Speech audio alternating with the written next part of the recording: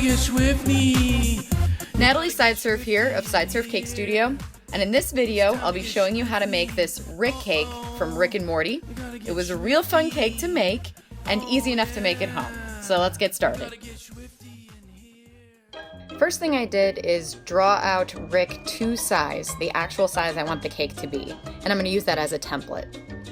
This cake board is 10 inches and the layer of cake is 6 inches. So I put the template right on top of the cake layer, I cut off the edges, and then I start to round out the cake.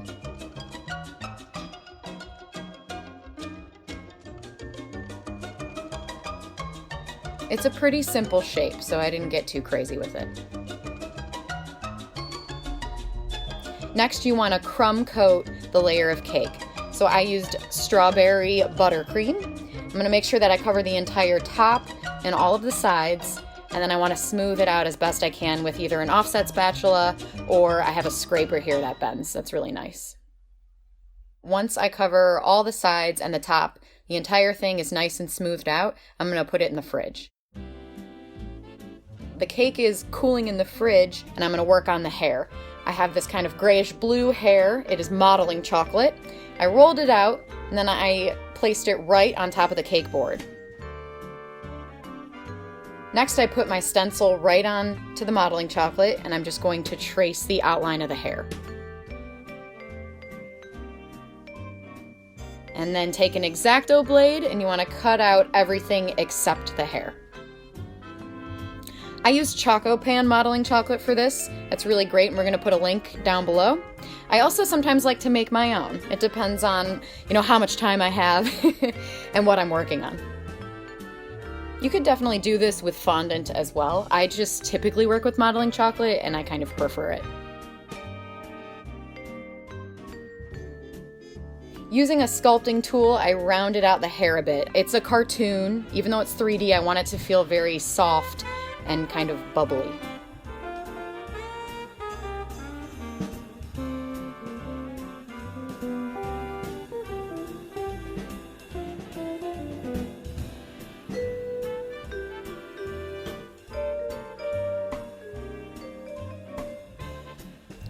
Now I rolled out white modeling chocolate about an inch thick, placed plastic wrap over top, and then I used a circle cutter and I cut out 2 eyeballs. And the reason you put the plastic wrap over it is because it will create that rounded eyeball shape. It's a very easy way to do that.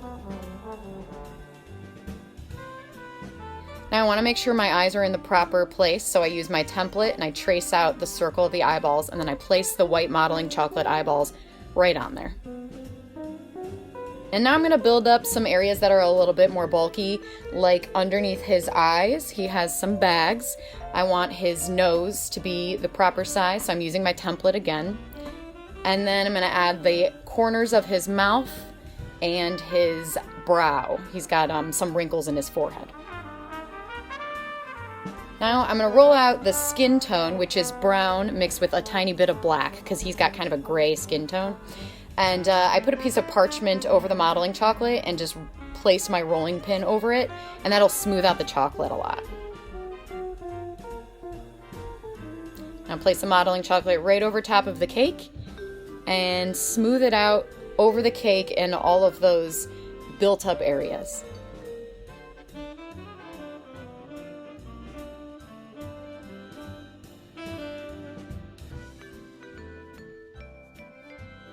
Now I cut the skin tone off of the lower section of the eye, and it's going to expose the white underneath.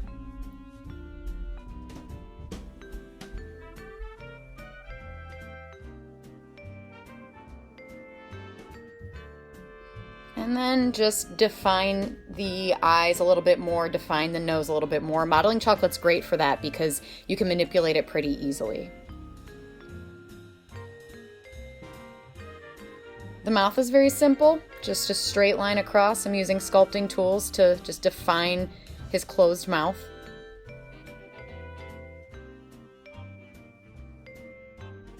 You really want to make sure that the chocolate is pushed into all the little creases.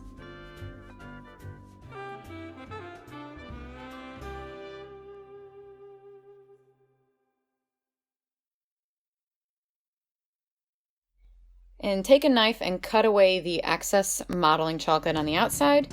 And then we're gonna take the cake and place it right onto the cake board. It's gonna fit perfectly into where the hair is because we used the same template for both the face and the hair. Now I'm gonna go in with sculpting tools and I'm going to define all of these areas just a little bit more, clean them up a little bit. Some of the edges are a little rough and I want them to feel nice and soft and cartoony. So really just using the tools and my fingers a lot to smooth out those edges and define the wrinkle under his eyes and the top of his eyelids more. I'm going to do the same for the nose. I'm constantly looking at pictures of Rick that I have on my computer, and I kind of want to try to mimic that nose shape. It's a little bit pointy, but it's not too complicated. I'm trying to keep it a little simple because it's just a cartoon. And now defining the mouth a bit more. I want to make sure that it looks like two separate lips, so I'm going to dig in deeper, and I'm going to make sure that the edges have a nice, soft, round look to them. You can see the eye on the left is a little less finished than the eye on the right, so now I'm going to go in and finish up the left eye. And now that he's all sculpted, we get to do the final finishing touches, which is his eyebrow. I just rolled out modeling chocolate like a snake. It's a unibrow, so it's just one. Place it right onto the cake. And then for the eyes, they're kind of a little bit messy. They're not perfect circles, so I hand painted a bit of a messy black dot for the eyes. And then finally, his little bit of green drool. And his ears.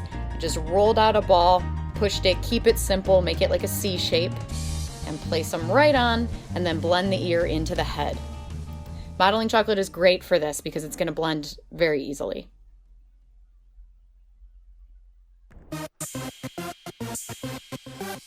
And there you have it. Oh, yeah. Rick is finished. You gotta get swifty. You gotta get swifty in here. Thanks for watching, and don't forget to leave a like and subscribe. If you enjoyed this video and you'd like to see more cake tutorials like this, let me know in the comments below. It's time to get swifty. Uh-oh. You gotta get swifty. Oh, yeah. You gotta get swifty in here.